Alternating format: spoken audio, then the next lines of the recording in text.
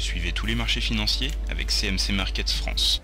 Avec CMC Markets, tradez les CFD sur indices, devises, matières premières et actions 24 heures sur 24. CMC Markets, un des leaders mondiaux du trading de CFD Forex depuis 1989.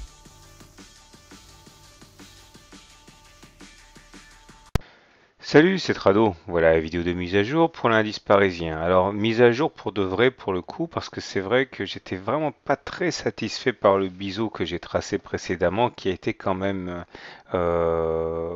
salement secoué la semaine dernière avant d'être réintégré.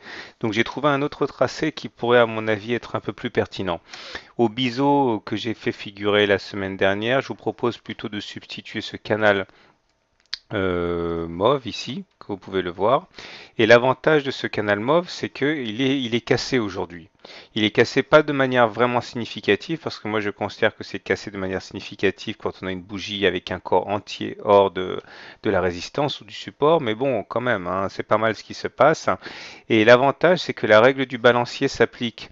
La règle du balancier, regardez, c'est ça. On a le canal là, mauve, on a le chemin qui a été parcouru au-delà du support. La règle du balancier dit que si on casse un support ou une résistance, on aura tendance à parcourir de l'autre côté du support ou de la résistance la même distance.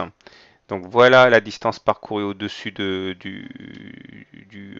l'oblique inférieur mauve ici. Voilà la même distance reportée ici, ce qui nous donne donc pour objectif le ralliement de cette oblique mauve, de cette nouvelle oblique mauve là, qui peut être assez intéressante à suivre. Et cet objectif restera valable tant que l'on ne repasse pas au-dessus du point de cassure, à savoir tant qu'on ne repasse pas au-dessus des 3750 qu'on a cassé aujourd'hui. Donc voilà un objectif dynamique assez intéressant. Au-delà, j'abandonne pas pour autant mon biseau, mais c'est un autre biseau. Regardez, un biseau rouge ici, ascendant également, répondant aux mêmes critères que ceux qu'on a mentionnés la dernière fois. Donc je vous rappelle comment ça fonctionne un biseau. Il y a le point de cassure de biseau ici, et on va chercher normalement statistiquement l'objectif correspondant au premier point d'impact sur la base du biseau. Alors au niveau des stats, je vous l'ai déjà sorti la dernière fois, mais là je vous les remets parce que c'est d'actualité. Donc dans 82% des cas, on sort par le bas, c'est bien parti. Dans 55% des cas, le biseau ascendant est une figure de retournement, d'où son intérêt. Et dans 63% des cas, l'objectif de la baisse, celui que j'ai mentionné tout à l'heure, est atteint.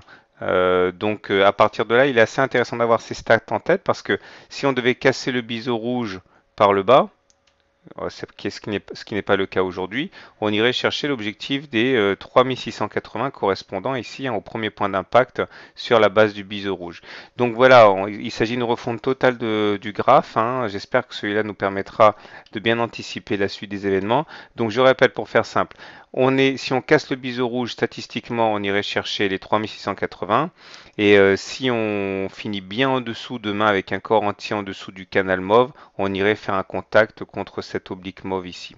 Au niveau des indicateurs techniques, ça commence à être un peu limite pour les haussiers. Là, Le stochastique est sorti de sa zone de surachat et il est en dessous de son signal. Ça peut pas être bon.